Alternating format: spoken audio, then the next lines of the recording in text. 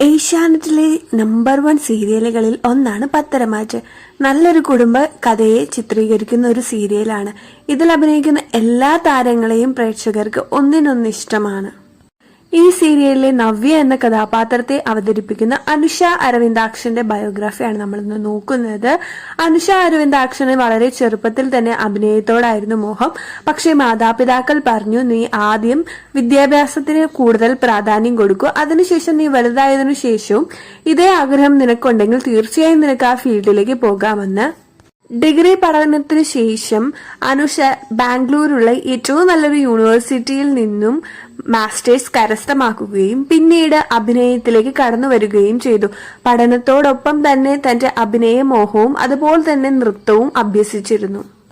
2-3 ചിത്രത്തിൽ അഭിനയിച്ചതിനു ശേഷമാണ് പത്തരമാറ്റിലേക്ക് ഓഫർ ലഭിച്ചത്. ഒരു സാധാരണ കുടുംബത്തിലെ കനകദുർഗയുടെയും അരവിന്ദാക്ഷന്റെയും മകളായിട്ടാണ് നവ്യ എന്ന കഥാപാത്രത്തെ അവതരിപ്പിക്കുന്നത്.